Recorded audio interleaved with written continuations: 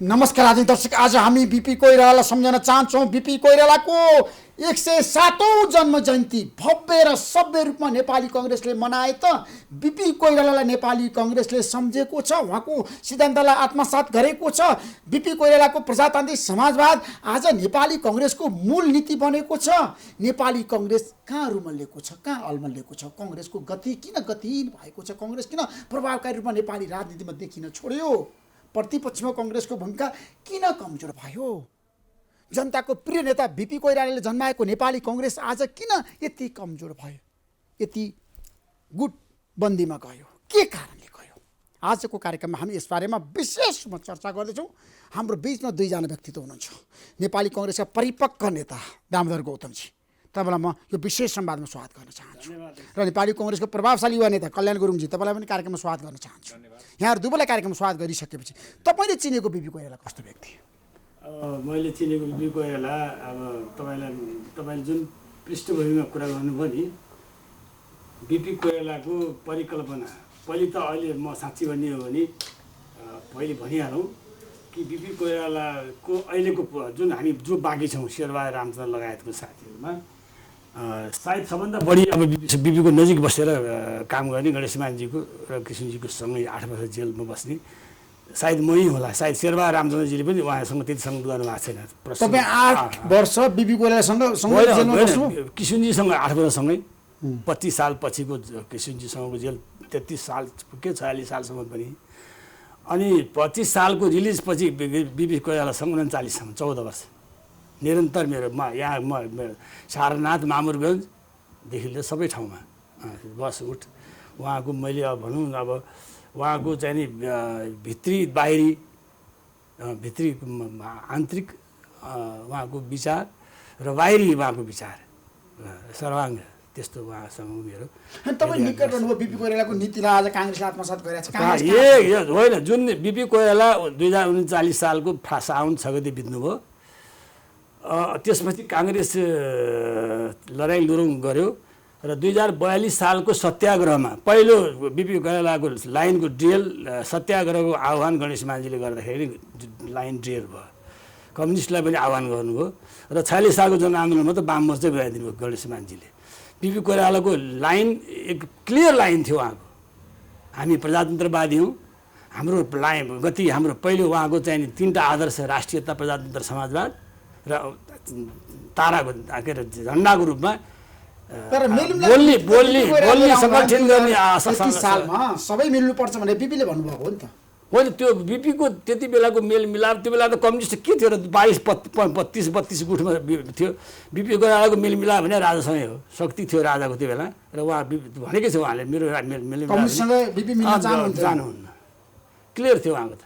होइन, उहाँले 3टा उहाँले त हामीलाई निर्देशै गर्नुभएको थियो कि यो उहाँले पछि पनि कि यो राष्ट्रियता, प्रजातन्त्र, समाजवादलाई अङ्गीकार गर्न र यो 3टा कुरा तपाईँहरूले हाम्रो देहावसानपछि पनि उहाँले 39 सालमा बित्नुभन्दा अगाडि हामी मसँग भनेको कुरा कि 3टा कुरालाई ध्यान दिनु।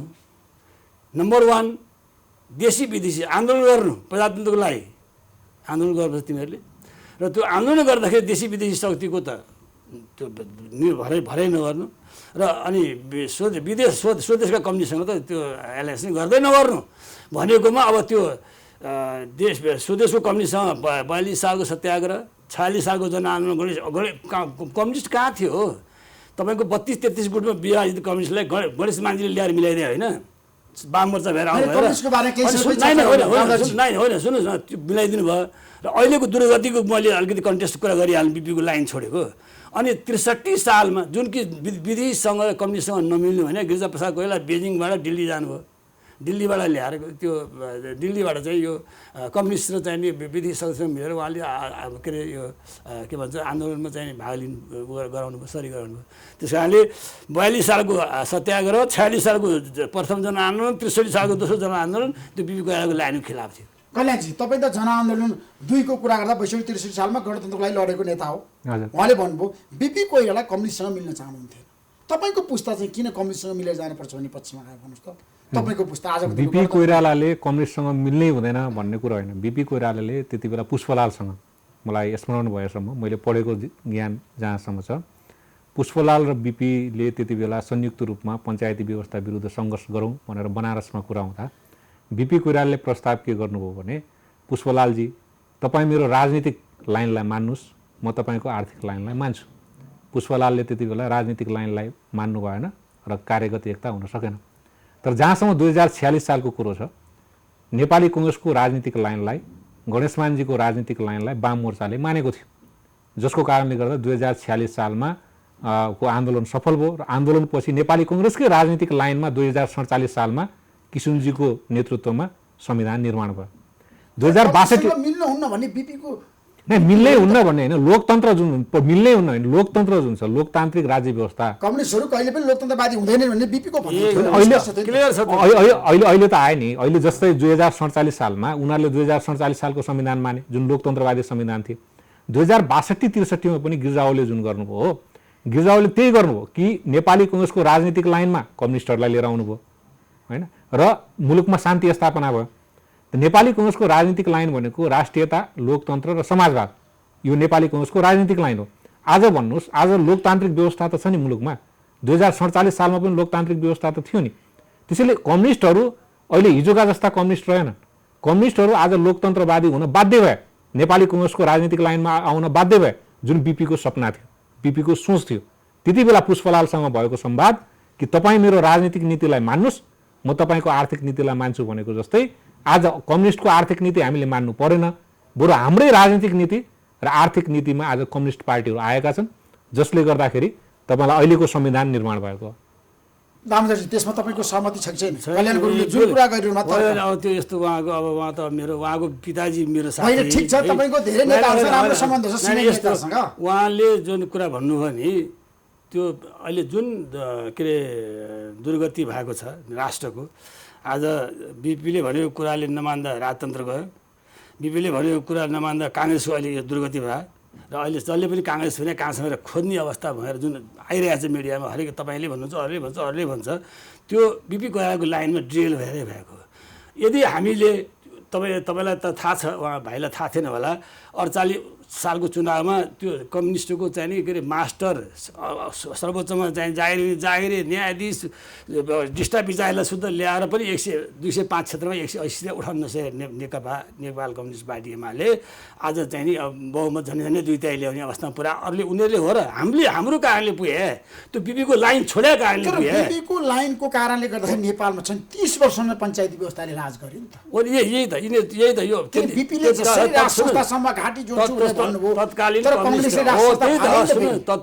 कम्युनिस्टहरू त्यो र देशी विदेशी शक्ति त बिपी कोइरालाको त तपाईँको उहाँको त विशेष खालको एटिच्युड थियो नि। अहिलेको जस्तो अहिलेको कसैको भिजन छ, उहाँको भिजन के हो भने राष्ट्रियता, प्रजातन्त्र, समाजवाद भने राष्ट्रियता भने त मैले तपाईँलाई भनिरहनु परेन, प्रजातन्त्र भन्ने कुरा नि भनिरहनु परेन, तर बिपीको समाजवाद भने के हो भने अहिले उहाँले यस्तो दर्शन उहाँले कल्पना गर्नुभएको कि समाजवादको अर्थ के भने इन्डिया पुँजीवादी देश, चाइना समाजवादी देश, साम्यवादी देश, यो दुईटाको फ्युजन गरेर उताको के अरे साम्यवाद पनि होइन, पुँजीवाद पनि होइन, त्यस कारणले समाजवाद बिचु बाटो ल्याएर यो राष्ट्रलाई अत्यन्तै सुन्दर भूमि, सुन्दर नेपाल बनाउने उहाँको लक्ष्य र परिकल्पना हो। र दुवैसँग मित्रवत रहेर कुनै प्रो चाइनिज भएर, प्रो इन्डियन अथवा प्रो युरोपियन अमेरिकन भएर होइन, प्रो मित्र भएर उहाँको छ नि इच्छा, त्यो इच्छाको विपरीत संविधान सभाको पक्षमा हुनुहुन्थ्यो, गणतन्त्रको पक्षमा हुनुहुन्थ्यो? होइन, गणतन्त्र पक्ष हुनुहुन्थेन। कल्याणजी, तपाईँहरू भनिरहनु भएको छ पछिल्लो समय बिपी कोइराला गणतन्त्र विरोधी नेता होइन भनेर व्याख्या गरिरहनु भएको छ। कसरी गणतन्त्र विरोधी नेता होइन? गणतन्त्र विरोधी नेता गणतन्त्रको विरोधमा हुनुहुन्थ्यो बिपी कोइराला, गणतन्त्र चाहनुहुन्थेन। उहाँले भन्नुभयो बिपी कोइराला गणतन्त्र विरोधी हो भन्नुभयो, तपाईँहरू चाहिँ अझै गणतन्त्रको पक्षमा हुनुहुन्थ्यो भन्नुहुन्थ्यो नि त। होइन, बिपी कोइरालाले त्यति बेला के भन्नु, 2033 सालमा पुस 16 गते जब राष्ट्रिय मेलमिलाप नीति लिएर आउनुभयो, उहाँले पञ्चायत व्यवस्था भनेको फरकै हो, राज संस्था भनेको फरकै हो। संवैधानिक राजतन्त्रलाई नेपाली कङ्ग्रेसले त्यति बेलासम्म स्वीकार गरेको, संवैधानिक राजतन्त्रलाई अस्तिसम्म नेपाली कङ्ग्रेसले स्वीकार गरेको र संविधानमा पनि 2047 सालको संविधानमा संवैधानिक राजतन्त्र थियो। तर बिपी कोइरालाले साथसाथै यो पनि भन्नुभयो, यदि राजालाई प्रजातन्त्र चाहिँदैन भने प्रजातन्त्रवादीले पनि राज संस्थालाई सधैँभरि काँध हालिरहन सक्दैन, बिपी कोइरालाले त्यति बेला भन्नुभएको थियो। त्यसैले त्यति बेला बिपी कोइराला गणतन्त्रवादी नेता त होइन नि, होइन, संघीय लोकतान्त्रिक गणतन्त्रको पक्षमा त हुनु त आज तपाईँहरू जुन व्यवस्थालाई गणतन्त्र त आत्मसात गर्नु भएको छ, अंगीकार गर्नु भएको छ, मान्नु भएको छ, संविधान बनाउनु भयो संघीय लोकतान्त्रिक गणतन्त्रको। नीति विपरीत काङ्ग्रेस गएन। किन गएन भने त्यति बेला तत्कालीन राजा ज्ञानेन्द्रले असोज 18 गते र 2061 साल माघ 19 गते जुन कदम चाल्नुभयो, हामीले बारम्बार भनेका थियौँ कि संविधान ड्रिल भयो, संविधानमा आउनुहोस्, संविधानलाई स्वीकार गर्नुहोस्। संविधान त उहाँले अस्वीकार गरेको हो नि। 2061 साल माघ 19 गते आफै कार्यकारी अधिकार लिएर के छ भने आफै कार्यकारी समितिमा बसेर 2 जना उपाध्यक्ष बनाएर मन्त्री परिषदको अध्यक्ष बस्नु हो नि। कि राजाले, राज संस्थाले हामीले परिकल्पना गरेको संवैधानिक राज संस्था मन्त्री परिषदको अध्यक्ष हुने संवैधानिक राज संस्था थियो त? के कार्यकारी अधिकार सहितको राज संस्था थियो त? त्यसैले हामीले परिकल्पना गरेको संवैधानिक राजतन्त्र भनेको सेरोमोनियल राजतन्त्र थियो त्यति बेला। तर राजाले के गर्यो भने तत्कालीन राजाले संविधान कुल्चिएर संविधानभन्दा माथि मै हुँ भनेर कार्यकारी अधिकार उनले आफ्नो हातमा लिएको कारणले गर्दा आज मुलुक गणतन्त्रमा गएको हो। हाम्रो कारणले गएको होइन, उहाँको गल्तीको कारणले गएको नि। 12 बुँदे सम्झौता नयाँ दिल्लीमा गिरिजाप्रसाद कोइरालाले प्रचण्डसँग नगरेको भए नेपालमा गणतन्त्र आउँथ्यो। 2061 साल माघ 19 गतेको घटना राजा ज्ञानेन्द्रबाट घटेको भए यो अवस्था आउँथेन नि। त्यसैले तर कांग्रेसको कारणले नेपालमा संघीय लोकतान्त्रिक गणतन्त्र आयो। कसरी मान्नु न? होइन, कांग्रेसले त मुलुकमा शान्ति स्थापना गरेर बारम्बार राजालाई भनेको, बारम्बार तपाईलाई त्यति बेला गिर्जाओले पार्लियामेन्ट चाहिँ के अरे उ गरिदिनुहोस्, रिएस्टेट गर्नुहोस् भनेर बारम्बार भन्नुभयो। उल्टै गिर्जाओलाई के छ भने विभिन्न किसिमको आरोप लगाउने काम भयो। पार्लियामेन्ट रिएस्टेट पछि गरे नि। 2061 साल माघ 19 को घटना राजा ज्ञानेन्द्रबाट, तत्कालीन राजा ज्ञानेन्द्रबाट नघटेको भए मुलुकको परिदृश्य अर्कै हुने थियो। तर उहाँको गल्तीको कारणले गर्दा आज मुलुकलाई शान्ति चाहिएको थियो, मुलुकलाई अमन चयन चाहिएको थियो, मुलुकमा शान्ति स्थापना गर्नुपर्ने के छ भने आवश्यकता थियो। त्यो शान्ति स्थापना गर्नको लागि के छ भने नेपाली कांग्रेसले केही कदम उठाउनु पर्ने थियो। त्यसैले राजनीति भनेको तपाईलाई केवल सुन्दर भावनाहरूको खेल मात्र होइन, भनेको स्वार्थको लागि गर्नु नै, स्वार्थको लागि होइन, आफ्नो इन्ट्रेस्टको लागि होइन, मुलुकको इन्ट्रेस्ट कम्युनिस्टलाई सफल पार्नको लागि काम गर्यो, गणतन्त्रमा गयो, संहितामा गयो। मुलुकलाई आज दामोदरजीले भन्नुभयो नि त, कम्युनिस्टलाई कसले च्याप्यो? काङ्ग्रेसले च्याप्यो। कम्युनिस्टलाई कसरी काङ्ग्रेसले च्याप्यो? कम्युनिस्टलाई कसरी काङ्ग्रेसले च्याप्यो? किनभने तपाईँले बारम्बार देशको नेतृत्वकर्ताको रूपमा त आज जुन किसिमको अपोजिसन काङ्ग्रेसको भूमिका छ कमजोर छ, कम्युनिस्टहरूको एकदम पकड छ। हामी कमजोर हुनु हामी आफ्नो कारणले होला, हामी कमजोर हुनु त्यसको व्याख्या अलगै हुन्छ। नेपाली कांग्रेस कमजोर हुने कारणको व्याख्या अलग होला। जस्तै भारतमा पनि 2 सिट भएको बीजेपी आज तपाईलाई के छ भने ठुलो बहुमत सहित जितेको छैन के? त्यो के अरे त्यहाँको भारतीय कांग्रेसले बोकेर ल्याएको हो त? होइन नि। भारतीय कांग्रेस कमजोर हुनु आफ्नै कारण थियो। भारतीय कांग्रेस कमजोर भएको कारणले बीजेपी आयो होला, या बीजेपी राम्रो भएको कारणले आयो होला, त्यो अलग व्याख्याको विषय हुन्छ। त्यो नेपाली कांग्रेस आज किन कमजोर छ त्यो अलगै व्याख्याको विषय हो। अहिले तपाईको नेतृत्व पनि कम, नीति पनि कमजोर छ। नीति पनि तपाईले गलत लिनु भएको छैन। हाम्रो नीति गलत छैन। हाम्रो नीति जुन हामीले नीति परिमार्जन गर्नु पर्दैन। आज हामीले जुन यो संघीय लोकतान्त्रिक गणतन्त्रात्मक संविधानलाई जुन स्वीकारेका छौं, यो हाम्रो सम्पत्ति हो, नेपाली कांग्रेसको सम्पत्ति हो, नेपालको सम्पत्ति हो। त्यो हामीले स्वीकारे हौं, भोट गरे हौं, नेपाली कांग्रेसले गरेको हो। दामोदरजी, आज नेपाली कांग्रेस जुन नीतिमा गएको छ त्यसमा तपाईको विमति छ? जुन किसिमको प्रजातान्त्रिक समाजवाद आज कांग्रेसले छोड्यो भने तपाईँ भनिरहनु भएको छ। होइन, त्यो त बिपीको नीतिलाई कांग्रेसले समाप्त पार्यो भने तपाईले बारम्बार भनिरहनु भएको छ। नेपाली कांग्रेस सिद्ध्यायो बिपी कारणले गर्दाखेरि भनेर भन्नेहरू पनि छन्। फेरि बिपीको नीतिमा कांग्रेस चलेको भए आज कांग्रेसको दुर्गति हुँदैन थियो नि। उहाँ भाइले भनेको कुरा केही कुरा बिपीले नि भन्नुभएको छ कि तपाईँ चाहिँ सधैँ जस्तो मैले भने 34 सालमा बिपी कोइराला त्यो अमेरिकाबाट फर्केर आउँदाखेरि चाहिँ मेरो गर्दन मुनि राजो गर्दन मुनि मेरो गर्दन माथि भन्नु। मैले गएर बिपी कोइराला भने अब झगडा गरी उसमा रिलिज भइसकेपछि तपाईँले के भन्नुभएको? आज 10 वर्ष हामी जस्तो युवाहरूले जेल बस्यौँ र बिपी कोइरालाको लाइन र आदर्शलाई भनेर हामी मानेर आयौँ।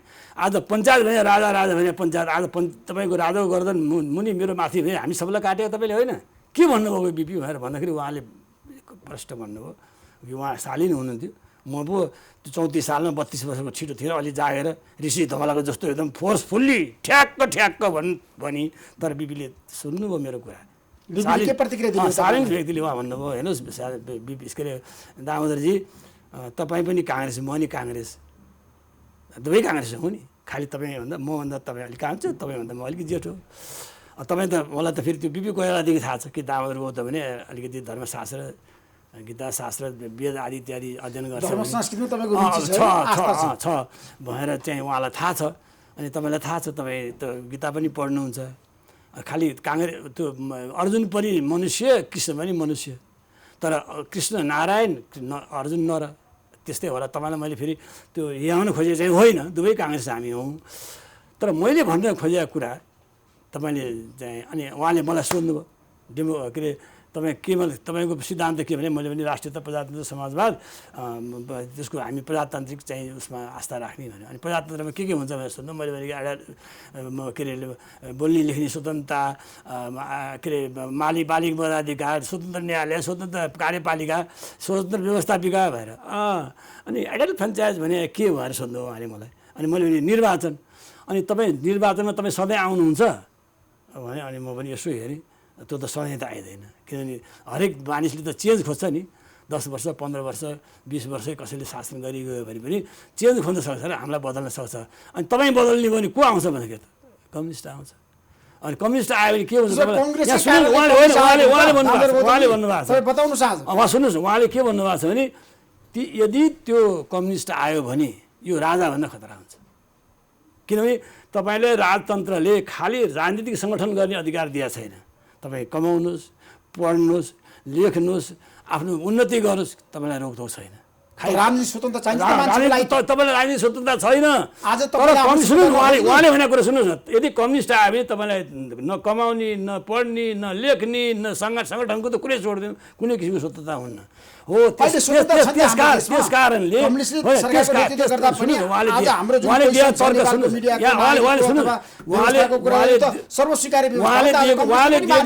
दिएको तर्क कति क्लिष्ट र कति सान्दर्भिक छ भन्ने कुरा अहिले पनि लाग्छ कि आज जुन देशको अवस्था छ नि एकदम कहाँ देश रहला नरहला कसले सम्हाल्ने देश त्यस्तो अवस्था आएको छ नि। अहिले देश सम्हाले केही पर्यो भने हिजोसम्म पो त्यो 64 ज्ञानेन्द्र जे औतानी राजा पनि जे पनि थियो त्योभन्दा अगाडि अरू राजतन्त्र आदि इत्यादि थिए होइन। अनि त्यस्तै डिग्निटीका चाहिँ गणेश मानजी कृष्ण प्रसाद भट्टराई पछिल्लो समय गिरिजा प्रसाद कोइराला थियो। कसैले राष्ट्रलाई सम्हाल्न सक्थ्यो नि। आज खोइ विद्या भण्डारले राष्ट्र सम्हालिन्छ केपी ओलीले सम्हालिन्छ हाम्रो शेरबहादुरले सम्हालिन्छ कसले सम्हाल्ने राष्ट्र हो। त्यस कारणले त्यो राष्ट्रलाई गडबड उहाँले 34 सालमा मलाई बिपीले भनेको कुरा कि यो राष्ट्रको चाहिँ अवस्था कुनै बेला चाहिँ आयो गडबड भने त्यो अवस्थामा चाहिँ राज संस्था चाहिँ राष्ट्रको युनिटीको रूपमा हुनसक्छ। अब भोलि उहाँले हेर्नुहोस् भने बिपीले भनेको कुरा म तपाईँलाई भन्दै डिटेल सुन्नुहोस्। तपाईँ उहाँले के भन्नु भने बिपी मैले राजतन्त्र यसमा नै अर्को महत्त्वपूर्ण कुरा के छ भने दामोदरजी कि हाम्रो देश बहुभाषी बहुधार्मिक बहुजातीय देश हो। यहाँ हरेक धार्मिक युद्ध बहुजातीय युद्ध क्षेत्रीय युद्ध जस्तो अहिले भयो नि जातीय संहितादेखि लिएर धार्मिकदेखि लिएर यहाँ अब सब चलिरहेको छ नि। त्यो हेर्नुहोस् त 34 सालमा 30 वर्ष अगाडिदेखि बिपीको अहिले त्यो अहिले आएर लागू भइरहेको छ इम्प्लिमेन्ट भइरहेको छ हो। त्यो अवस्थामा भोलि मैले जस्तो कि छेत्री बाहुनले चाहिँ दङ्गा गर्ला अरे राष्ट्रमा बिपी कोइरालाले आह्वान सुन्नुहोस् न भन्न दिनुहोस् बिपी कोइरालाले आह्वान गर्ला पाउनुहोस् म 15 दिन 20 दिनभित्र मिलाउँछु भनेर मैले त्यसलाई सामसुमी गराउन अरे। काठमाडौँ उपत्यका उर्लेर नेवारले के अरे आन्दोलन गर्ला त्यो बेला गणेश मान्जीले भने उत्रेलान् रे। लिम्बुवान खुम्बानमा चाहिँ बलवार राईले भने उत्रेलान् रे।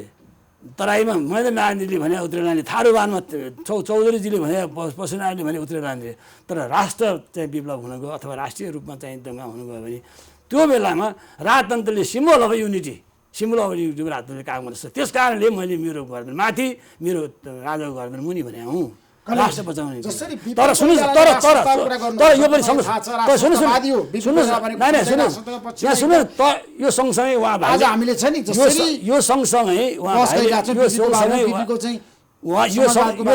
उहाँ भाइले भने जस्तो यदि राजतन्त्रले प्रजातन्त्र चाहँदैन भने हामीलाई भन्दा राजतन्त्र चाहिन्छ। किन प्रजातन्त्रमा राजतन्त्र बस्छ गणतन्त्र राजतन्त्र बस्दैन। र यदि राजतन्त्रले प्रजातन्त्र चाहँदैन भने त्यो प्रजातन्त्रलाई आवश्यक त्यति हुन्न। तर नेपालको सन्दर्भमा चाहिँ मैले यस मानेमा राजतन्त्र चाहिन्छ भने यसरी डिफाइन होइन। अब काङ्ग्रेसले आज आफ्नो मूल नीतिको कुरा गर्दाखेरि सङ्घीय लोकतान्त्रिक गणतन्त्रको पक्षमा आफूलाई उभ्याइसकेको छ। विधान हेर्नु भएको छ तपाईँले काङ्ग्रेस गणतन्त्रलाई आज जसरी आत्मसात गरिरहेको छ। तपाईँ भनिरहनु भएको छ बिपी कोइराला राज संस्थावादी हुनुहुन्थ्यो। बिपीले बहुदलीय प्रजातन्त्र संविधान राज संस्थाको पक्षमा आफूलाई उभ्याउनु भयो जहिले पनि बाँचुन्जेल। उहाँले कहिले पनि कम्युनिस्टसँग सहकार्य गर्नु भएन एकता गर्नु भएन। आज नेपाली कङ्ग्रेसले चाहिँ 46 सालको जनआन्दोलनपछि सहकार्य गर्यो कम्युनिस्टसँग 42 सालदेखि 63 सालको जनआन्दोलनमा त कांग्रेस र कम्युनिस्टको बीचमा लाइनै छोड्यो नि, कांग्रेसले आफ्नो लाइन छोड्यो, कम्युनिस्टले लाइन भयो, सम्झौता पनि भयो, सबैलाई थाहा छ। अब मलाई के बताउनुहोस् भने तपाईँको पुस्ता जो युवा पुस्ता आज बिपी कोइरालाको लाइनलाई ठिक भनिरहेछ कि अथवा प्रचण्डको लाइनमा तपाईँहरू जानु भएको छ? यो बिपी कोइरालाले कहिले पनि व्यक्ति पूजा गर्नुहोस् भनेर भन्नु भएन। बिपी कोइरालाले कहिले पनि समाज गतिशील हुनुहुन्न भनेर भन्नु भएन। बिपी कोइरालाले त्यति बेला संवैधानिक राजतन्त्र मानेको, सिधै राजतन्त्र भन्नुभएको छैन। बिपी कोइरालाले सक्रिय राजतन्त्र मान्नु भएन, कहिले पनि सक्रिय राजतन्त्र स्वीकार्नु भएन। बिपी कोइरालाले संवैधानिक राजतन्त्र मान्नुभयो र बिपी कोइरालाले सेरिमोनियल रूपमा संवैधानिक राजतन्त्र मान्नुभयो। आज जब राज संस्था आफै सक्रिय हुन थाल्यो, मैले अघि भने 2061 साल माघ 19 गते र 2059 साल असोज 18 गतेको घटना नहुँदो भने अहिले तपाईँ हामी यो बहसमा केन्द्रीकृतै हुनु पर्दैन, हैन? त्यसैले गल्ती सुन्नु, म तपाईँलाई भन्दैछु, संस्थापक नेता, जनताको प्रिय नेता, जननायक भनेर जनताले भन्छन्, अहिले पनि लगायतले पनि भन्छ। त्यसैले उहाँको नीतिको कुरा हामीले गरिरहेका छौँ। उहाँकै नीतिको कुरा बिपी कोइरालाले समाज कहिले पनि कम्युनिस्टको पक्षमा हुनुहुन्थेन, होइन, सरकार गर्ने पक्षमा हुनुहुन्थेन। होइन, कम्युनिस्ट भनेको अर्थ साम्यवादी दर्शनको पक्षमा उहाँ हुनुहुन्थेन। साम्यवादी दर्शनको उहाँ विरुद्ध हो। साम्यवादी दर्शन भनेको के हो भने भोट हालेर जनताको अभिमतबाट या अध्यावधिक निर्वाचनबाट कुनै पनि के छ भने मानिस पार्टी जित्दैन, त्यहाँ पार्टीको रुल हुन्छ, सबैतिर पार्टीले नियुक्ति गर्छ, त्यो किसिमको सिस्टम नचाहेको, साम्यवादी सिस्टम नचाहेको। तर नेपालमा अध्यावधिक निर्वाचन हुन्छ नि। नेपालमा वडा तहदेखि तपाईँलाई सङ्घीय संसदका सदस्यहरू पनि जनताका अभिमतबाट निर्वाचित हुन्छ नि। 5-5 वर्षमा तपाईँलाई निर्वाचन हुन्छ नि। भन्दा लोकतन्त्रको जुन फन्डामेन्टल राइट्सहरू छ, आज मौलिक हक अधिकारहरू छ, लेख्ने बोल्ने स्वतन्त्रताहरू छ, प्रेस स्वतन्त्रता छ, यो जुन डेमोक्रेसीको फन्डामेन्टल राइट्स त छ नि, बिपीले खोजेको किन भयो? बिपीको लाइन छोडेको कारणले हो कि होइन? तपाईँ बताउनुहोस् न। कङ्ग्रेस कमजोर एउटा कारण त्यो हुन सक्छ। कङ्ग्रेस कमजोर धेरै कारणले भएको छ। किन तपाईँले हिन्दू राष्ट्र बनाउनु पर्छ भने नेपाली काङ्ग्रेसले जसरी बहस गर्यो महासमितिको बैठकमा, अहिले त्यसलाई पनि तपाईँले छोडिदिनु भएको छ। कङ्ग्रेस होइन,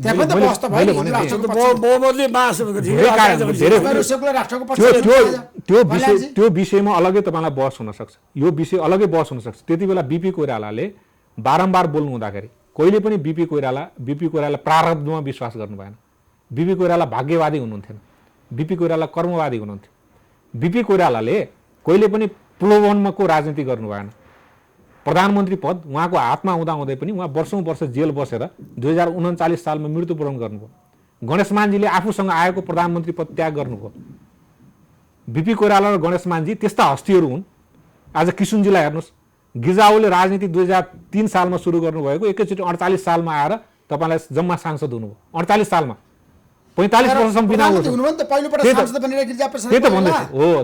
त के छ जुन हो यहाँ के हो भने तपाईँलाई सक्रियता त भएन। उहाँहरूले फन्डामेन्टल राइट्स जुन छ संविधानलाई त स्वीकार गरेर हिँड्नु हो नि।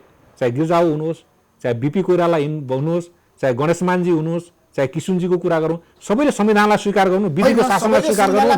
म तपाईँलाई भन्दैछु कम्युनिस्टको नीतिमा काङ्ग्रेस गएको कारणले गर्दा कसै कुन नीतिमा गयो मलाई भन्नु न। ल कम्युनिस्टको कुन नीतिमा काङ्ग्रेस गयो? मलाई एउटा नीति भन्नु, कम्युनिस्टको कुन नीतिमा गयो? गणतन्त्रको एजेन्डा काङ्ग्रेसको हो। गणतन्त्रको होइन, सशस्त्र गर्दा 10 वर्षमा मैले अघि नै भने नि 2061 साल संहिता काङ्ग्रेसको एजेन्डा हो। 2061 साल माघ 2061 साल माघ 19 को घटना नभएको भएदेखि आज तपाईँ र म यो विषयमा बहस गर्ने स्थितिमै हुन्थेनौँ। 2061 साल माघ 19 ले गरे, राजाले कु गरे हैन, डेमोक्रेसी समाप्त पारे, निरङ्कुशता लादे, पूर्व राजा ज्ञानेन्द्र गए नि आफू। तर अहिलेको अवस्थामा हामीले जुन बहस गरिरहेका छौँ, बिपी कोइरालाको नीति भनेको कम्युनिस्टसँग मिल्ने त होइन। बिपी कोइरालाको नीति सक्रिय राजतन्त्रलाई स्वीकार्ने पनि त होइन। सक्रिय राजतन्त्रलाई स्वीकार्ने हो त होइन। हामीले सक्रिय राजतन्त्रको विरोध बारम्बार गरेका छौँ। हामी बारम्बार सक्रिय राजतन्त्रको विरुद्धमा छौँ। हिजो पनि थियौँ। 2017 साल पुस 1 गते राजा महेन्द्रले बिपी कोइरालालाई कु गर्दाखेरि पनि हामीले त्यसको विरोध गऱ्यौँ। दामदर्जी, अहिलेको पुस्ताले तपाईँको पार्टीभित्र काङ्ग्रेसमा चाहिँ गणतन्त्रको बारेमा, संहिताको बारेमा, सेकुलर राष्ट्रको बारेमा जसरी मुद्दाहरू उठान गरिरहेछन्, उनीहरूले भनिरहेछन् यसको विकल्प छैन। तपाईँ के भन्नुहुन्छ? होइन, यस्तो छ। अब ठ्याक्कै भन्नुहोस् है। होइन, ठ्याक्कै भनिहाल्छु नि। मेरो पार्टीभित्र यो विदेशीहरूको जुन पेन्ट्रेसन हुन्छ नि, पैसाको खेल हो त्यो। कांग्रेस पार्टीभित्र पैसा खेल्छ। सुन्नु, जातीय संहिता, धर्मनिरपेक्षता एकदम त्यो भएकै हो। धर्मनिरपेक्षता ल्याउनको लागि त्यो भएको छ। त्यो अब पैसाको चलखेल अब यो माओवादीलाई त AK-47 देखि लिएर एजेन्डै दिएर पठाएको जातीय संहिता र चाहिँ के अरे धर्मनिरपेक्ष यो के अरे उसमा गणतन्त्र जाऊ भनेर सेकुलर राष्ट्र नेपाललाई बनाउनको लागि एमाले पनि सारा तपाईँको 250औं एनजिओ आइएनजिओ मार्फत त्यो उनीहरूको पसिमाकै पैसा खाएर सबै हुर्क्या एमाले भइहाल्यो।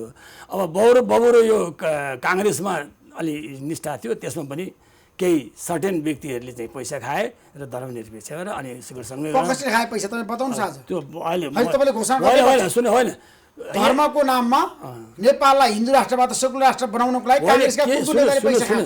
केही त्यो कुरा तपाईँले खुलासा गर्नुहोस्। सर्टेन केही अलिकति हाम्रो भनौँ न कसैले चाहिँ भन्नुहोस् यहाँ सुन्नु म भन्दैछु नाम भन्नुहोस् तपाईँ। नाउँ भन्छु त्यसै कस्तो कुरा हुन्छ यार। नाम नभनी तपाईँ नाउँ कारणले थाहा हुन्छ नि, कारणले थाहा हुन्छ जसले यो राष्ट्रलाई तपाईले भन्नुभयो सेकुलर राष्ट्र बनाउनलाई काङ्ग्रेसका यो सुन्नु यो धर्मनिरपेक्ष र जातीय संहितामा जानुपर्छ भनेर जो काङ्ग्रेसले बोल्छ नि त्यो चाहिँ त्यही हो, त्यो चिन्नु नाउँ तिमी आफै चिन। होइन तपाईँले भन्नुपर्छ होइन त्यही मैले भने नि जसले तपाईँको दायित्व होइन होइन यो हाम्रो अब यस्तो साधारण अलिकति यो के भन्छ वैचारिक बहसमा तपाईँ आउनु भएको छ, तपाईँलाई जनताले हेरिरहेको छ। हाम्रो पार्टीले चाहिँ सही कुरा बोल्नु पर्दैन। वास्तविकता तपाईले लुकाउनु बिपी कोइरालाको पार्टी जातीय पार्टी होइन, तर बिपी कोइराला स्वयं समावेशी हुनुहुन्थ्यो। तपाईँलाई थाहा छ 16 सालको मन्त्रीमण्डल बिपी कोइरालाले बनाएको। प्रेमराज आङदम्बी राई लिम्बू, तपाईँको दिवान सिंह राई लिम्बू, अनि महेन्द्र नारायण के अरे तपाईँको रामनारायण मिश्र मधेसी बाहुन, पशुनारायण चौधरी थारू, मान शेरसन बखान के अरे जमान सिंह गुरुङ, मिनबहादुर गुरुङ, युगमान शेरचन, द्वारिकादेखि ठौराटी, त्यति मात्रै हो र दलित चाहिँ धनमान सिंह परिवारलाई शुद्ध मन्त्री र महामन्त्री बनाउने बिपी कोइरालाको पार्टी हो। यहाँ त्यो कसैले चाहिँ यो के भन्छ नेपाली काङ्ग्रेस चाहिँ जातिवादी हो भनेर भन्छ। नेपाली काङ्ग्रेस जातिवादी हो? नेपाली काङ्ग्रेस त प्रजातन्त्रवादी हो, नेपाली काङ्ग्रेस राष्ट्रवादी हो। तपाईँ आज हाम्रो देशमा हिन्दू राष्ट्र नेपाल बनाउनु पर्छ भन्ने लागिरहेको त्यो चाहिन्छ, त्यो हिन्दू राष्ट्र त हाम्रो त तर तपाईले देशको सुन्नु यो तीनटा कुरा चार पाँच सुन्नु कुरो के भन्दा ठ्याक्कै तपाईँले बताउनु पर्छ क्या। तपाईँले भन्नुभयो धर्मको कुरा गर्दाखेरि संविधान बनाउँदाखेरि नेपाललाई सेकुलर राष्ट्र बनाउनको लागि पैसाको चलखेल भयो भनेर तपाईँले एकदम बिचरा त्यो सुशील कोइराला सुध मैले गएर भने उहाँले एकदम मान्नुभयो कि यो म यसलाई तपाईँले जे भन्नुभयो म पनि हिन्दू राष्ट्र पक्ष कुन कुन नेताले पैसा खाए हिन्दू राष्ट्र पक्षमा छु भन्नु। पछि त 72 मा त सुशील कोइराला हुनुहुन्थ्यो नि प्राइम मिनिस्टर, तर के भन्नुभयो उहाँले भने म पक्षमा छु भनेर उहाँले प्रचण्डसँग कुरा गर्छु भन्नु। प्रचण्डले के भन्नुभएको छ भने तपाईँ हिन्दू राष्ट्रको कुरा उठाउने भने संविधान बन्दैन भन्नुभएको छ। अब के गर्ने? अनि मलाई दामोदरजी यसो भनेको छ, के गरौँ दामोदरजी, अब संविधान नबनाऊ कि हिन्दू राष्ट्र भनौँ भन्दाखेरि अब मैले भने संविधान नभए त देशै जान्छ। देश जाने अवस्थामा त देशलाई त गुमाउनु भएन त, किनभने अब दुईचोटि दोस्रो संविधान सभा भइसक्यो। अब संविधानै फेरि चाहिँ जो प्रचण्डले नमान्ने संविधान सभा पास हुँदैन। त्यस कारण मैले भने त्यसमा ठिक छ, देश बचाउनुहोस्, हिन्दू राष्ट्र यो विश्वको एउटा 4-5वटा कुरा विश्वको युनिक छ। नेपालको चिन्ह भनेकै सगरमाथा, बुद्धको जन्मभूमि लुम्बिनी, हिन्दू राष्ट्र नेपाल, तपाईँको के भन्छ यो पशुपतिनाथ र जानकी, यी 4-5 कुराको चाहिँ युनिकता अरू कुनै राष्ट्रमा कुनै विश्वमा छैन। अब नेपाली काङ्ग्रेसको पक्षमा छैन कल्याणजी आजको दिनमा तपाईँहरू सेकुलर राष्ट्र होइन। सुन्नु संविधानको कुरा गर्नु भने संविधान नेपाली भाइलाई मैले रोकेँ। संविधानको तपाईँले पक्ष भनिदिनु भयो कि नेपालको त्यही होइन मैले भने नि त्यो संविधान ननिस्क्यो भने राष्ट्र बचाउन गाह्रो हुन्छ भनेर मात्रै संविधान एक्सेप्ट भएको हो। तर संविधानमा कुनै अक्षर धारा र परिच्छेद छैन जसले जुन राष्ट्र हित गरोस्, त्यस्तो संविधान छ यो। कसरी मूलत अब उहाँले जुन आरोपहरू लगाउनु भयो त्यो आरोपहरू गलत हुन्। त्यसको चाहिँ कसरी गलत हुन्छ तपाईले तर्क दिनु पर्यो नि कल्याण भन्दैछु हामीले गौतमले त एकदम जस्टिफाई गर्नु भएको छ, आधार दिनु भएको छ नि त। प्रमाण दिनु पर्यो नि त। प्रमाण नदिकन कसरी आरोप लगाउने बित्तिकै भन्नुभयो नेताले पैसा खाएर नेपाललाई सेकुलर राष्ट्र बनाए भन्नु पर्यो नि, प्रमाण दिनु पर्यो नि। प्रमाणै नभइकन कसरी जसले त्यो भनिहाल्ने त्यो नेता भएर त्यसकारणले त्यो त्यस्तो गलत आरोप लाउनु हुन्न। नम्बर 1। नम्बर 2 के हो भने नेपाली कांग्रेस जातीय संहिताको पक्षमा सधैँ छैन। कोही पनि जातीय संहिताको बारेमा बोलेको छैन, तर नेपाली कांग्रेस संहिताको पक्षमा छ। कांग्रेस संहिता पक्षमा छ। नेपाली कांग्रेस संहिताको पक्षमा छ, जातीय संहिताको पक्षमा छैन। संहिताले देशलाई टाट पल्टायो। संहिता र जातीय संहिता फरक कुरा हो। नम्बर 3 नेपाली कांग्रेस यो संविधानको पक्षमा छ। नेपाली कांग्रेस मात्रै होइन, यो दलहरू मिलेर यो संविधान निर्माण गरेको। त्यसकारणले यो संविधानको रक्षा गर्नु, यो संविधानलाई कार्यान्वयन गर्नु हामी सबैको कर्तव्य हो भनेर हामी लागिरहेको छौँ। हामी स्पष्ट छौँ यो कुरामा, हैन। र मूलत के हो भने अहिले संविधान कार्यान्वयन गराउने मुख्य चुनौती हो। संविधान कसरी कार्यान्वयन गर्छ, जस्तै संघीयताको हो तपाईँले भन्नुभएको जस्तै संघीयतामा जुन किसिमले हामीले सोचेका संघीयता हो त्यो किसिमले संघीयता काम गरिरहेको छैन। सङ्घमा पठाए संघीयता महँगो भयो, जनता भोकभोकै छ, खान पाछ, त्यही त प्रदेशमा पठाएका बजेटहरू लाइन लगाएर छ नि त्यहाँ खाना खुवाइरहेछ। तपाईहरु कहाँ हुनुहुन्छ, कांग्रेस कहाँ छ, कांग्रेस कहाँ छ आज? स्थानीय तहमा अवस्था छ भन्दैछु त, स्थानीय तहमा पठाएका बजेटहरू प्रदेशमा पठाएका बजेटहरूको दुरुपयोग भएका छन्, दुरुपयोग भएको छ, त्यसलाई रोक्नुपर्छ। जसले दुरुपयोग गरेका छ त्यसलाई रोक्नुपर्छ, रोक्ने मात्रै होइन त्यसलाई दण्डित पनि गर्नुपर्छ, कानुन अनुसार तिनलाई दण्डित पनि गर्नुपर्छ। तर यसको अर्थ यो होइन कि अहिले जुन हामीले पाइरहेको संविधान छ त्यो संविधानलाई हामीले कसरी कार्यान्वयन गराउने त्यो दिशातर्फ हामी लाग्नुपर्छ। जसरी कल्याणजीले भन्नुभयो अहिलेको अवस्थामा कम्युनिस्टहरूको कुरा गर्दाखेरि, नेपाली कांग्रेसको कुरा गर्दाखेरि, आफ्नो पर्फर्मेन्सको कुरा गर्दाखेरि उहाँको एउटा तर्क है कांग्रेसले लिएको नीति ठिक छ, कांग्रेस सही ट्र्याकमा छ भन्ने उहाँले भनिरहनु भएको छ। संहिताको पक्षमा, गणतन्त्रको पक्षमा, धर्मनिष्ठताको पक्षमा। तपाईँ भनिरहनु भएको छ यो तीनै एजेन्डा गलत छ। कसरी गलत छ? त्यो तिनटै सुन्नु, यो त परिवर्तनको एजेन्डा हो नि। नै यस्तो अब यो संघीयता तपाईँको अहिले त प्रुफ भइसक्यो, 2 वर्ष नपुग्दैमा। अब त्यो के भन्छ, हामीले होइन त्यो 7 प्रदेशका मुख्यमन्त्री आएरै हामी केही गर्दैनौँ तै खा भनेर केपी ओलीले ल्याएर बुझाए जस्तै करिब करिब उहाँहरूको त्यो पर्फर्मेन्स आइसक्यो। त्यसको अर्थ के भने टोटल नचलेको हो त्यो। र त्यो चाहिँ नि अब यो के भन्छ, एउटा प्राइम मिनिस्टर हुन्थ्यो 8वटा प्राइम मिनिस्टर, एउटा सभामुख हुन्थ्यो 8वटा सभामुख। अब त्यो 10 देखि 15 बिपी कोइरालाको पालामा 15 जना सिया मन्त्रीमण्डल थिएन। अहिले त्यो अब सारा त्यो अहिले 25 जनासम्म बनाउनु 25 जना 25 8 कति भन्नुहोस् न, अब 25 8 भन्नुहोस् न, 25 25 दलले त 8 भयो नि, 8 प्राय मन्त्रीमण्डल, 8 प्राइम मिनिस्टर, 8 तपाईँको सभामुख, 8 यी सबै तपाईँको यो देशले हाम्रो सानो राष्ट्रले धान्न नसक्ने त्यो संहिता एकदम गलतै त होइन कि, तर हाम्रो त्यो देशलाई बिपीले पहिले आज हो र 2007 सालमा बिपीलाई 2007 सालमा बिपीलाई 2007 गणतन्त्रको पक्षमा, संविधान सभाको निर्वाचनको पक्षमा, अनि तपाईहरु आज दुवाई दिइरहनु भएको छ बिपी कोइराला गणतन्त्रको पक्षमा हुनुहुन्थेन। थिएन, त्यो त नभएको कुरा, त्यो कुरै सँगै हो। कल्याणजी भन्नुहोस्। अनि बिपी कोइरालाले जहिले पनि मुलुकलाई र मुलुकवासीलाई खाली संवैधानिक राजतन्त्रको पक्ष हो, मुलुक र मुलुकवासीको हितमा रहेर उहाँले बोल्नुभयो। उहाँले आफ्ना जति पनि कुराहरू छन् त्यो लोकतन्त्रको पक्षको लागि उहाँले बोल्नुभयो र गर्नु पनि भयो। लोकतन्त्रको लागि उहाँले अनवरत सङ्घर्ष गर्नुभयो। अहिलेदेखि होइन, भारत स्वतन्त्रताको सङ्घर्षमा लागेदेखि नै, नेपालमा के अरे राणाकालको के छ विरुद्ध लाग्दादेखि नै, अन्तमा पञ्चायतको उहाँको मृत्यु पर्यन्त भनौँ न 2039 सालसम्म उहाँ लोकतन्त्रका फन्डामेन्टल राइट्सहरूको लागि उहाँ लडेर आइरहनु भयो। त्यो सिद्धान्त, त्यो आदर्शको भन्नु पर्दैन, बिपी कोइरालाको नीतिको बारेमा त्यो आदर्शको कारणले गर्दा आज बिपी हैन, उहाँको विचार भनेको के हो, प्रजातान्त्रिक समाजवादको जुन व्याख्याता हो हैन, उहाँले चाहिँ त्यसको उत्पत्ति गर्नुभयो कांग्रेस पार्टी भित्रै हैन। अनि उहाँको त सुन्नुहोस् न, जस्तो कि अहिले जस्तो यहाँ नीतिमा छैन भने नि, मैले जस्तो कि मेरो पार्टीको म्यानिफेस्टो आयो, मैले संविधानको कुरा गरेँ, संविधान अहिले तुरुन्तै फालेर च्यात्ने पक्षमा म पनि होइन। किनभने यही संविधानलाई परिमार्जित गरेर फेरि हामी नेपाली काङ्ग्रेसी बहुमत ल्याएर जुन किसिमको त्रुटिहरू भयो त्यसलाई सचाउनै पर्छ। किनभने संविधान फ्याँक्यो भने त देशै फ्याँकिन्छ, संविधान फ्याँक्ने पक्षमा म पनि छैन। तर जुन संविधान सुन्नु होइन, जनताले जितेपछि त बिहा गरेर के हुन्छ हुन्छ नि, जनताले होइन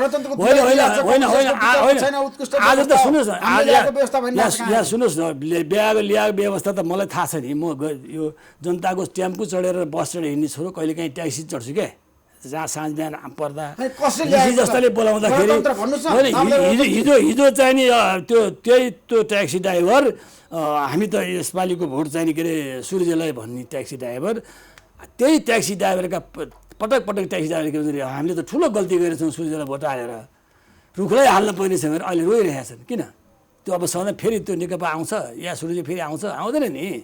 त्यस कारणले खालि कुरा के हो भने नेपाली काङ्ग्रेसको अब आउने नेतृत्व सही आउँदैन, त्यो मात्रै कुरा हो क्या। नेपाली काङ्ग्रेसको नेतृत्व ठिक आयो भने नेतृत्वको खाँचो छ, त्यो खडेरी नै हो अहिले नेपाली काङ्ग्रेसभित्र नेतृत्वसँग, त्यसमा शङ्कै भएन। तर शेरबहादुर देउवाको नेतृत्वमा कांग्रेस फेरि पनि जान सक्दैन 14औं महाधिवेशनपछि, त्यो सम्भावना मैले त उहाँलाई पहिले पनि 13औं पनि भोट नदिए। अब अहिले त मेरो झन् उहाँले जुन किसिमको पर्फर्मेन्स उहाँले देखाउनु भयो। शेरबहादुर देउवा आज बिपी कोइरालाको जन्मजयन्तीको दिन तपाईँ भन्नुहुन्छ असफल सभापति हो त कांग्रेस, एकदम टोटल असफल। खालि उहाँले त्यो 3टा बाहेक उहाँले गरेको स्थानीय प्रदेश र यो राष्ट्रिय चुनाव बाहेक टोटल फेलर। चुनाव गराएर लोकतन्त्र त्यो तिनवटा मैले त्यो त त्यो चाहिँ उहाँको भाग्यले होइन, त्यो उहाँको भाग्यले सफल गराइदियो उहाँलाई। तर बाँकी त अब तपाईँको उहाँको मैले भने नि पर्दैन, उहाँ त त्यसै फेलर हो नि, त्यो सँगै भएन नि। कल्याणजी हजुर, अब अहिलेको कुरा गरौँ, महाधिवेशनकै कुरा गरौँ। बिपी कोइरालाको जन्मजयन्ती हामीले मनाइरहँदाखेरि उहाँको चाहिँ नीतिको बारेमा, उहाँले चाहिँ अगाडि सारेको प्रजातान्त्रिक समाजवादको बारेमा अथवा गरिबको बारेमा, असहायको बारेमा, दुखीको बारेमा एउटा सिस्टमलाई आमूल परिवर्तन गर्नको लागि बिपी कोइरालाले जुन किसिमको आफ्नो कार्यकालमा छ नि काम गरेर जानुभयो नि त, कुनै पनि नेपालले अहिले बिर्सन सक्दैन, नेपाली जनताले पनि बिर्सन सक्दैन, नेपालले पनि बिर्सन सक्दैन बिपी कोइरालालाई। सबै पार्टीले, सबै पक्षले स्वीकारेको नेता हो बिपी कोइराला भन्छु है म। कङ्ग्रेसले पनि जबै गरिरहेको छ सबले। तर काङ्ग्रेस आज किन बिपीको लाइनबाट विमुख भएछ? कहाँनिर म त यही तपाईँलाई बिपी कोइरालाको कुनै लाइनबाट के छ भने कङ्ग्रेस विमुख भएको छैन। म तपाईँलाई भन्दैछु सुन्नु न, दलप्रतिको असन्तुष्टि व्यवस्थाप्रतिको असन्तुष्टि होइन, दलप्रतिको असन्तुष्टि संविधानप्रतिको असन्तुष्टि होइन। त्यो दलप्रतिको असन्तुष्टि र संविधानप्रतिको असन्तुष्टि फरक छुट्याउनुपर्छ। डेमोक्रेसी भनेकै सधैँभरि एउटै दलले राज्य गर्ने व्यवस्था पनि होइन नि। त्यसैले आवधिक निर्वाचन किन हामीले स्वीकारेको भने पब्लिकको, जनताको के छ भने मनस्थिति परिवर्तन हुनसक्छ भनेर 5-5 वर्षमा आवधिक निर्वाचनको व्यवस्था संविधानमा गरेका छौँ नि त। त्यसैले हामी यदि बहुमत प्रजातन्त्र भनेको सधैँभरि एउटै दलले शासन गरिरहने व्यवस्था भनेर बिपीले परिकल्पना गरेका होइन नि त हो। हामी अहिले के छ भने कमजोर भयौँ। नेपाली कङ्ग्रेस पार्टीभित्र आज प्रजातान्त्रिक समाजवाद छ, नेपाली कङ्ग्रेस आन्तरिक प्रतिस्पर्धा छ, अनि नेपाली कङ्ग्रेस पार्टीभित्र आन्तरिक प्रतिस्पर्धा छ। प्रजातान्त्रिक समाजवादको सन्दर्भमा चाहिँ व्याख्या गर्नैपर्छ। यसको बारेमा तपाईँ र यो अलग्गै बहसको विषय हो कि नेपालको अर्थनीति, नेपाली कङ्ग्रेस राज्य सत्तामा हुँदाखेरि बिपी कोइरालाले भनेको जस्तो, भन्नुभएको जस्तो प्रजातान्त्रिक समाजवादको बाटोमा आर्थिक नीतिहरू बने कि बनेनन्, त्यति बेलाका वित्तीय नीतिहरू बने कि बनेनन्, यो अलग्गै बहस गर्न सक्छ। नीति अनुसार आर्थिक नीतिहरू कसरी आयो त्यो अलग्गै बहसको विषय हो, अलग्गै बहसको विषय भन्दैछु त म तपाईँ, अलग्गै बहस हो। तर पुँजीवादलाई अंगीकार गरेको होइन, पुँजीवाद पनि छैन, पूर्ण त पुँजीवाद पनि छैन। म भन्दै मेनिफेस्टोको कुरा गर्दा होइन, नेपालको अहिलेको सुन्नु, नेपालको अहिलेको राज्य व्यवस्था सामन्तवादी राज्य व्यवस्था हो। नेपालको अहिलेको सामाजिक राज्य व्यवस्था भनेको सामन्तवादी व्यवस्था हो। अहिले जुन सामन्त, हामी पूर्णतः पुँजीवादी व्यवस्थामा पनि छैनौँ, पूर्णतः प्रजातान्त्रिक समाजवादी व्यवस्थामा पनि छैनौँ। हामी अहिले सामन्तवादी सोचबाट जुन ग्रसित छ, नेपालको सबैभन्दा ठुलो समस्या भनेको त्यही हो। त्यो बिपी कोइरालाले त सामन्तवाद विरुद्ध लड्नुपर्छ भनेर भन्नुभएको हो नि त। आजसम्म अद्यावधि नेपालमा अहिले पनि नेपालको हरेक ठाउँमा चाहिँ सामन्तवादी राज्य के छ व्यवस्था छ र मानसिकता, त्यो सामन्तवादी मानसिकता हाबी छ अहिले। अब लागौँ काङ्ग्रेसको आगामी महाधिवेशनको चर्चा परिचर्चा बहस गर्दाखेरि पार्टी सभापति शेरबहादुर देउवाले लिएको लाइनसँग, नीतिसँग र पर्फर्मेन्ससँग तपाईँको असन्तुष्टि छ? हो, त्यो त उहाँको लाइनै सुन्नु उहाँको जस्तो कि बिपी कोइरालाको चाहिँ अहिले पनि त्यो त कहिल्यै पनि त्यो इरेभेलेन्ट नहुने लाइन छ बिपी कोइरालाको। यो राष्ट्र पहिले त 3टा उहाँले दिएको आदर्श, राष्ट्रियता, प्रजातन्त्र, समाजवाद, र त्यसलाई जगेर्ना गर्ने, त्यसलाई होइन, त्यसलाई जगेर्ना गर्ने। खोइ नीतिमा आयो काङ्ग्रेस, अर्को त कुरै सुन्नु, अरू पार्टीसँग कुरै भयो नि। बिपी कोइरालाको लाइन के हो, नीति के हो भने पहिलो सबभन्दा राष्ट्रको लागि, जनतालाई चाहिने के, घाँस, दोस्रो बाँस, तेस्रो कपास, चौथो स्वास्थ्य, पाँचौँमा शिक्षा। यो कुरामा राजा महेन्द्रलाई भेट्दाखेरि भनेको घाँस, बाँस, कपास, स्वास्थ्य र शिक्षामा समृद्ध नेपाल भयो भने बल्ल त्यो समृद्ध गाउँ भनेको छ उहाँले। स्वावलम्बी गाउँ भएपछि अनि बल्ल नेपाल समृद्ध हुन्छ, अनि त्यसपछि देश विकास, अनि अरू आउँछ, अनि देश आउँछ, विकास आउँछ, धेरै कुरा निर्माणहरू आदि इत्यादि आउँछन्, त्यसरी पर्छन्। जब ग्रामीण स्वावलम्बी हुन्न तबसम्म त्यसको स्वावलम्बी हुन्न। र त्यसको नीति भने मिक्स इकोनोमी, मिश्रित अर्थतन्त्र, यतापट्टिको चाहिँ के अरे जुन साम्यवादी अर्थतन्त्रको पनि पुँजीवादीको भारतसँग निकट हुनुपर्छ भने तपाईँ भनिरहनु भएको होइन। उहाँ निकट हुँदै होइन, हामी भारत किन दुवै हामी होइन, त्यो त्यही त जनताले पनि त्यही भ्रम भएर त यो बर्बाद भएको त। न काङ्ग्रेस भारतमुखी हो, न चाइनिजमुखी हो, हामी त नेपालमुखी हो। नेपाली काङ्ग्रेस भने दुइटैलाई हामी त्यो चाइनाको बिपीले त्यही भन्नु, त्यत्रो राष्ट्रवादी त्यो हुनुपर्छ लाइन भने।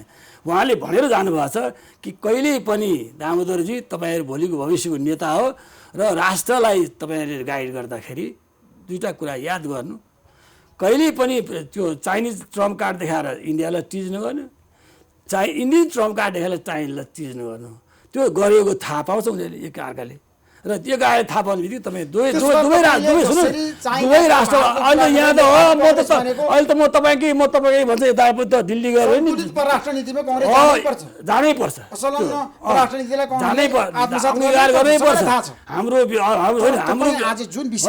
विरोधी चाइना पनि होइन, हाम्रो विरोधी होइन, सुन्नुहोस् कांग्रेसको लाइनको बारेमा हाम्रो सुन्नुहोस्, हाम्रो नीति चाइना विरोधी होइन, इन्डिया विरोधी होइन, युरोप अमेरिका विरोधी होइन। हाम्रो नीति के हुनुपर्छ भने गरिब विरोधी, गरिबको चाहिने गरिबता विरोधी, देशको चाहिने देशले खान लाउन नपाएको जनताको चाहिने के अरे त्यसको चाहिने के अरे इकोनोमिक्स चाहिँ कसरी उत्थान गरी त्यसको चाहिने सबल त कसरी लाने त्यो किसिममा जानुपर्छ।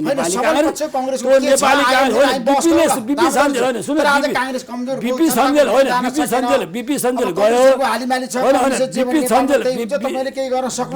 गयो। मैले अहिले नि भने 42 सालको सत्याग्रहमा ड्रिल गर्यो काङ्ग्रेस, कम्युनिस्टलाई बोलायो, 46को ड्रिल गर्यो, 48मा ड्रिल गर्यो, हुँदाहुँदै 74को इलेक्सनमा शेरबहादुर देवालले रेणु दाहाललाई भोट मारे ड्रिल गर्यो। जम्मै बिपी कोइरालाको लाइनमा त कहाँ छ, छँदै रहेन नि। कल्याणजी कहाँ हुनुहुन्छ तपाईँको पुस्ता आजको दिनमा? बत्ती बालेर खोजेर हिँड्नुपर्ने अवस्था आयो नि त? छैन, पार्टीभित्र पनि बाहिर पनि। उहाँले भन्नुभयो दामोदर गौतमले, के भन्नु, काङ्ग्रेस त आजको दिनमा बिपीको लाइन जसरी छोड्यो त्यही कारणले नेतृत्व सबैले छोड्यो भने अहिले फेरि सब नेपाली काङ्ग्रेसको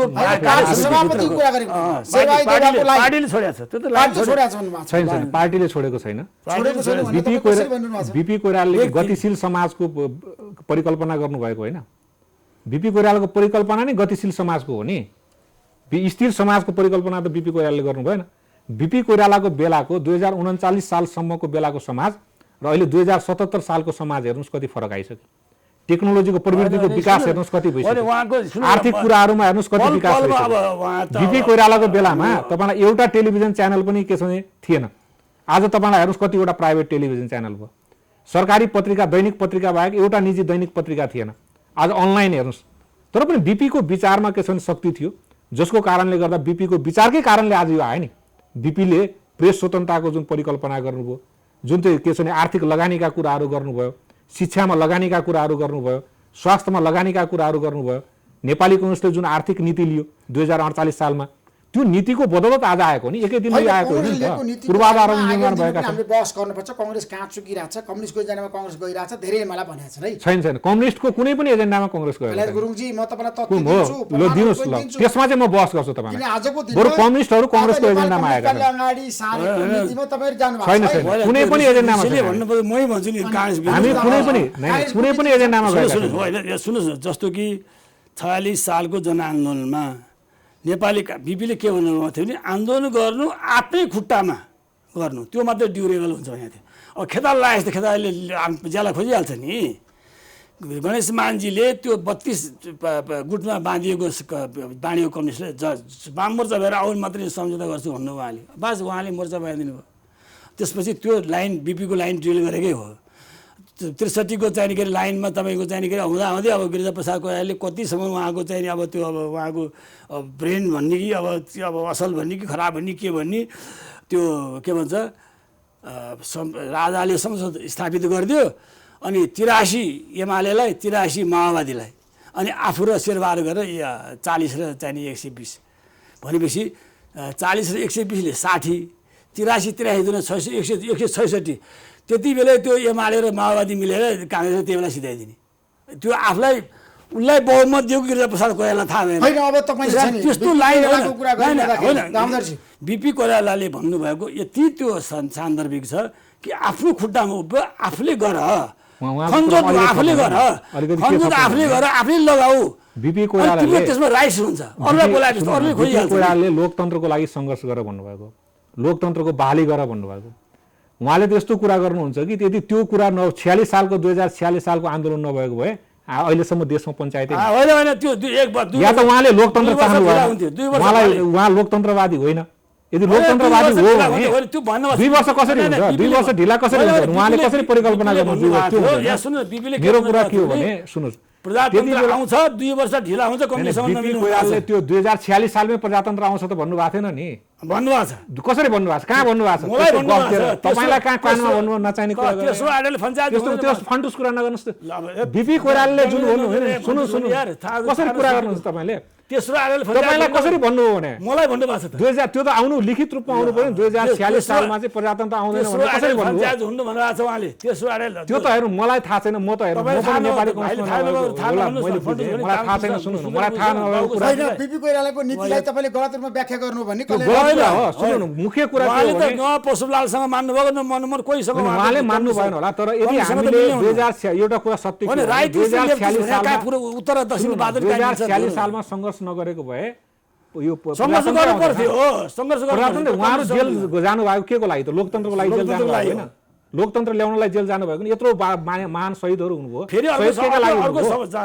यत्रा मानिसहरू शहीद हुनुभयो के का लागि गिरिजा प्रसाद कोइराला जस्तो त्यस्तो महान हस्ती किशुनजी जस्तो महान हस्ती गणेशमानजी जस्तो महान हस्तीलाई बिपी बाबुले केही भन्नुभएको थिएन होला त बिपी बाबुले केही न केही त भन्नुभएको थियो होला नि त उहाँहरूलाई नेता त्रयको जिम्मेवारी छोडेर जानुभयो नि किशुनजीलाई कार्यवाहक सभापति गणेशमानजीलाई सर्वोच्च नेता गिरिजावाला महामन्त्री छोडेर जानु भएन उहाँलाई नभनेको कुरा अरूलाई भन्नुभयो होला त त्यसैले उहाँहरूले जुन गाइडलाइन दिनुभयो पार्टीको गाइडलाइन दिनुभयो बिपी कोइरालाको गाइडलाइन त्यही हो भनेर हामीले स्वीकार्यौँ उहाँहरूले पनि बर्मा विष्णु महेश्वर भनेर नेताहरूलाई स्वीकारेको होइन नेताहरूको आह्वानमा शहीद हुन तयार भएको होइन हामी यो नेभी सङ्घबाट हामी लागेको होइनौँ पञ्चायत फाल्न हामी पनि लाग्यौँ नि सङ्घर्ष गऱ्यौँ नि त्यो सङ्घर्षको बदौलत 2046 सालको जनआन्दोलन सफल भएको हो त्यस 2046 सालको जुन जनआन्दोलनमा महान शहीदहरूले जुन बलिदान गर्नुभयो असङ्ख्य योद्धाहरू जो जेल जानुभयो असङ्ख्य मानिसहरू के छ भने अङ्गभङ्ग हुनुभयो कतिपय आज पनि शहीद परिवार हुनुहुन्छ उहाँहरूको चाहिँ योगदानको हामीले अपमान गर्न मिल्छ त्यस 2046 साल चैत 26 गते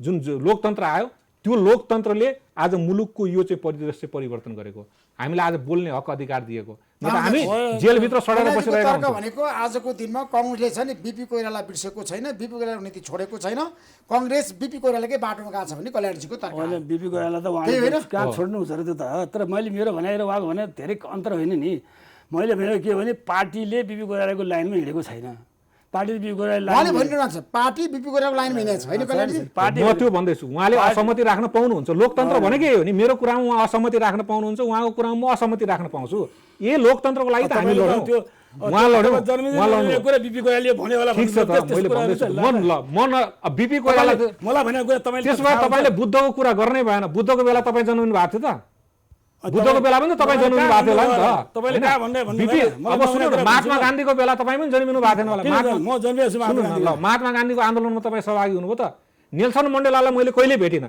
मैले नेल्सन मण्डेलाको कुरा गर्न नपाउने त त्यस कारणले सुन्नु न मेरो भनाइ के हो भने अब नेल्सन मण्डेलालाई तिमीले भेटेनौ शब्द भन्नुभएको छ फन्टुस होइन सुन्नुहोस् मैले मेरो एउटै कुरा के भने तपाईँले होइन तपाईँले बारम्बार के छ भने मिस प्लिड गरिरहनु भएको छ एकदम अब व्याख्या गरिरहनु तपाईँ के भन्दै हुनुहुन्छ भने आज राष्ट्रको होइन बिपीले मलाई भन्नुभयो बिपीले मलाई भन्नुभयो मेरो भनाइ के हो भने बिपी तपाईँ पनि नेता हो नेपाली कङ्ग्रेसको गणेशमानजी पनि नेता हो किशुनजी पनि नेता हो गिरिजाऊ पनि नेता हो बिपीले जिम्मेवारी छोडेर जानुभएको गणेशमानजी किशुनजी र गिरिजाऊलाई जसलाई हामीले के छ नि भगवान मान्यौँ नेतात्रय मान्यौँ बर्मा विष्णु महेश्वर मान्यौँ जसको चाहिँ नेतृत्वमा तपाईँ पनि जेल जानुभयो तपाईँले पनि सङ्घर्ष गर्नुभयो हामीले पनि सङ्घर्ष गऱ्यौँ हाम्रो पिता पुर्खाले पनि सङ्घर्ष गरे कतिपय मानिसहरू शहीद हुनुभयो शहीद हुनु भएन उहाँहरूको बलिदानलाई हामीले अपमान गर्न मिल्छ 2046 सालको चैत्र 26 गतेकै कारणले गर्दाखेरि हामीले 2047 सालको संविधान पायौँ त्यो संविधानको अनुसार हामीले यत्रो शासन व्यवस्था चलायौँ आज लोकतन्त्र आएको छ मुलुकमा बोल्न पाएका छौँ तपाईँले बोल्न न त तपाईँ पनि आज जेलमा बस्नुहुन्थ्यो